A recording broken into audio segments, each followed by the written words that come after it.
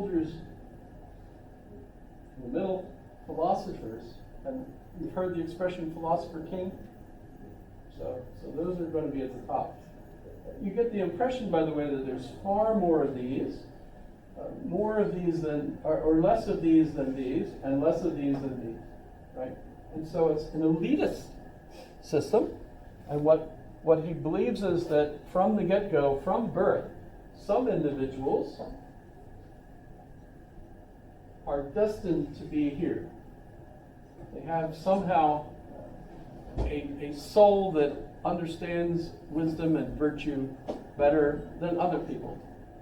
And it's not something for Plato that can be taught, as we get from the Meno, right? You can't really teach it. Even if maybe that is something that can be done, they don't know how it happens. And so you end up with some individuals that just from birth are going to be the elite that will end up being the best people, the aristocracy, right, that ought to be in charge of everything, right? And then you have this group that are a little bit better than the worst, or the common folk, really. We shouldn't call them worse, right? But the common folk, and their souls are a little bit better, but they're not quite as good as this, right? And then, of course, the common people are the workers. And so how do we look at the virtues associated with these different groups? Well, the workers' main virtue is temperance. That, when you look at all the things that they're involved with, they're the ones that make things and that eat things.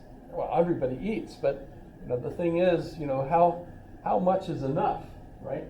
Having temperance is the virtue of that social class, because they limit themselves to the right amount of pizza. When you're sharing pizza with others, how do you know you don't take 9 of the slices and give it everybody else one slice to fight over, right? That's not a very good thing, right? So what you've got to do is have temperance, self-control.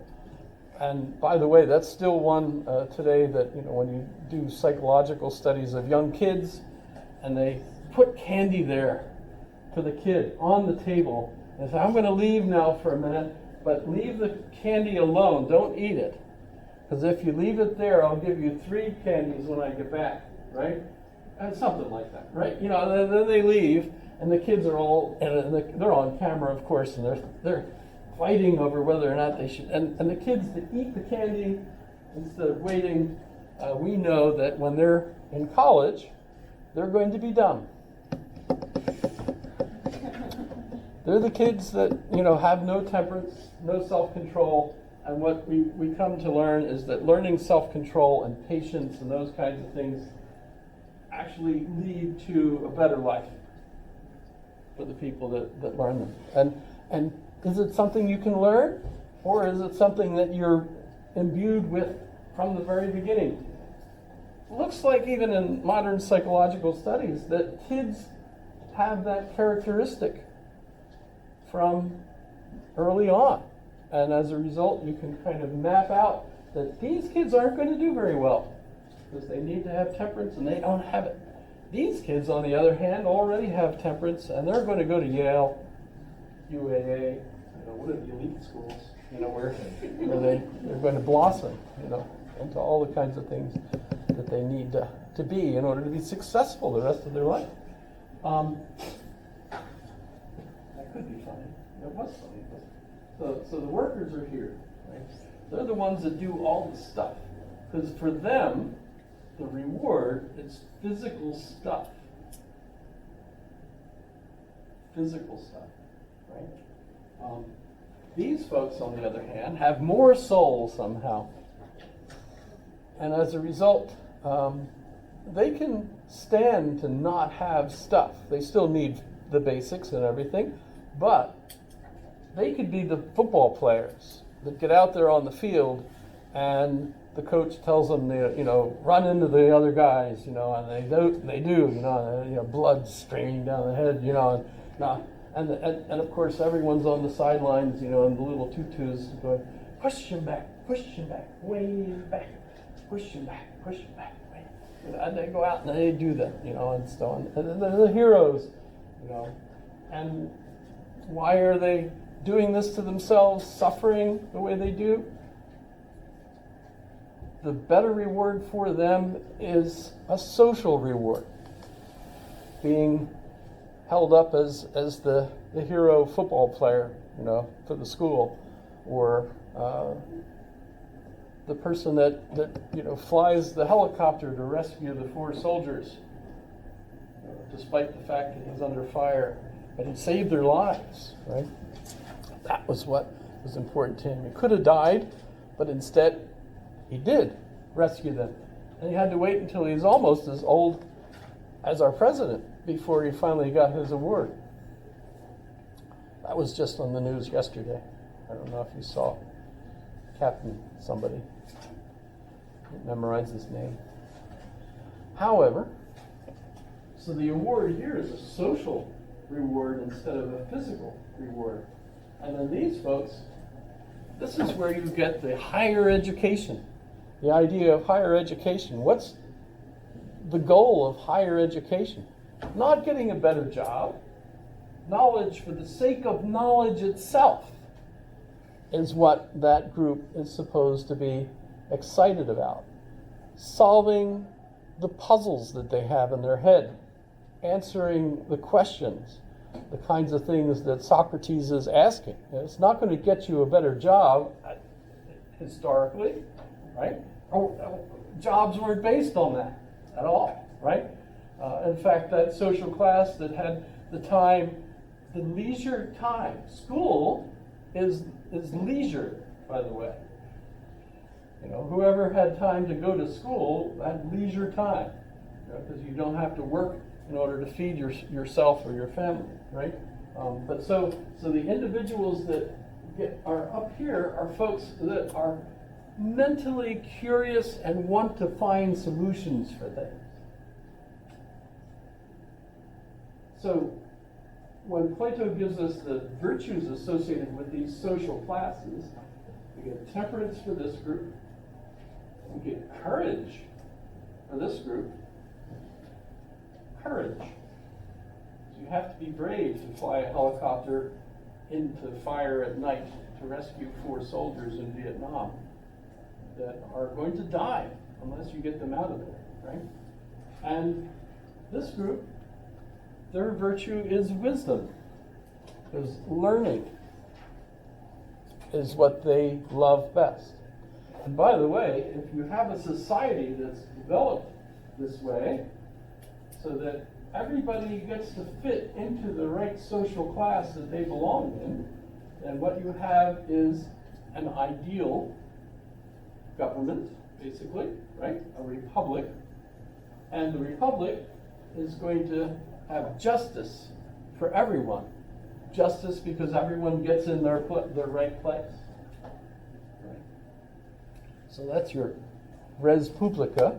And I don't know why, but we always refer to the dialogue of Plato that's called the Republic as the Republic, which is Latin, res publica, or the public thing, right?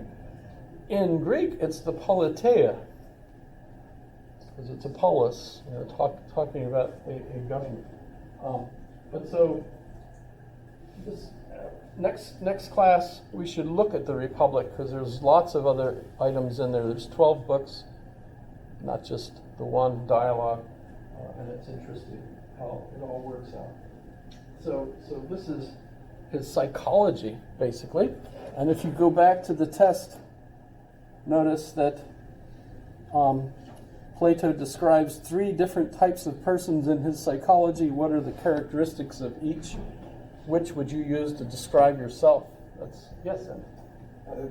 So you said that Plato argues that the society will produce justice because people will be in their natural place according to their virtues. Exactly. And by the way, notice that even plays out in Harry Potter. you're a fan or not of Harry Potter, you know, the conflict there between the elite, so-called, and everyone else on various levels, right? It's part of the subplots associated with that whole 7-book narrative, right? Etc. And when you see them go into the ministry and the statue has been changed and you have the magical folks on top and all the common people underneath, they're in their rightful place, etc. Notice J.K. Rowling, she had a double first, I believe, in classics and French, so she's an academic. But notice when we think about society and how society is structured, Plato is stuck with us. This model is still there. People still often think this way, even though when we look at his psychology, we think this is nuts, right? Where does this come from? Certainly some elements are interestingly still there for us. As I mentioned with the kids, you know, there seem to be very early elements in the child's character that stay with the child for life. You can't really train them out of it, even if you know ahead of time that these characteristics are not going to be good, you know, for the kid. Interesting.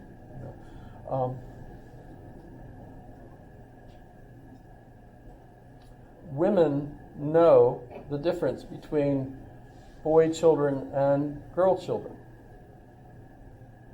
Yes? How many of you have had children? I work with them. You work with them. That's close enough. That's close. How many of you were children at one time? 3 of you. Okay. So, does it seem like you still have the same character that you had when you were a kid? I don't remember that far back.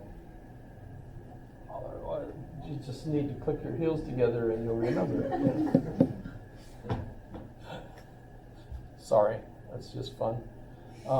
So this is cool. Plato is important and still important. What next? Where are we? Here we go. I got lost, didn't I?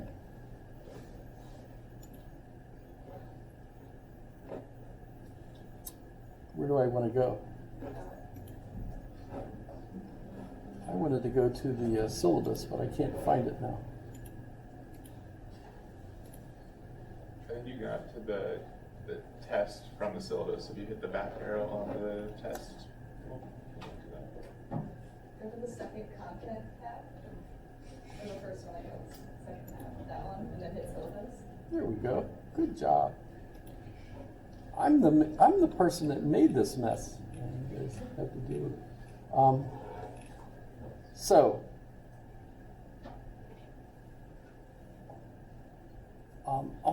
You know what? Something I wanted to point out, and I don't think I did, is the Perseus project.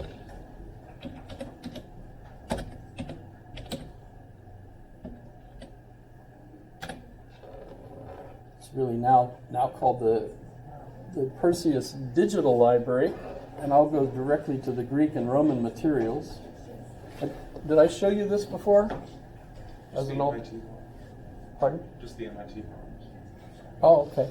So the neat thing about this, notice Plato is way the heck down here. This is a big resource.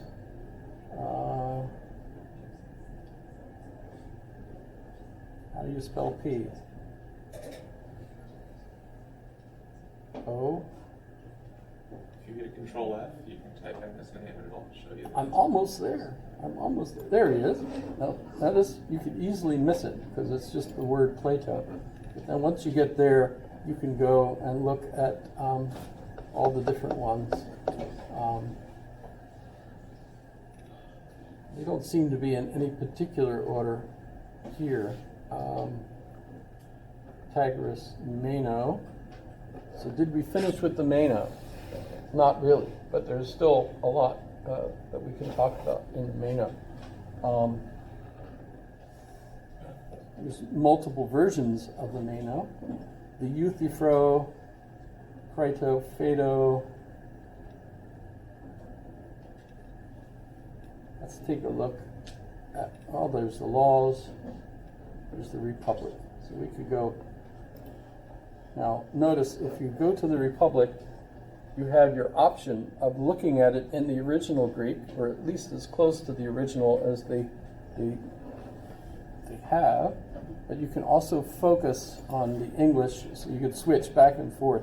So if you're trying to figure out the Greek, you can go back and forth. And by the way, if you're on the Greek page, you can click on a word, and that will take you to the dictionary, so that you can figure that out that way. And that's actually a separate page. By the way, notice that this word, how many folks recognize what that word is? Zeta? Omicron? Or is that omega? That's omega. Small omega. That is the difficulty, right? Omicron is small, omega is big. But this is a small omega. Right? Kappa, right? Okay. Socrates.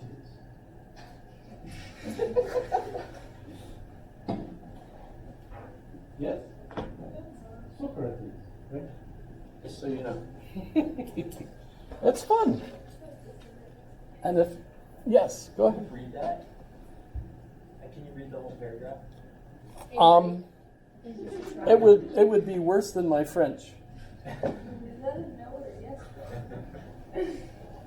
I could figure out word by word, like Meta. How many folks know about the company called Meta? There's the word Meta. And if you want, what does Meta mean? Meta means, we don't know. You got a backslash in the digital. I mean, it's an indecisive form of what? That which follows, basically.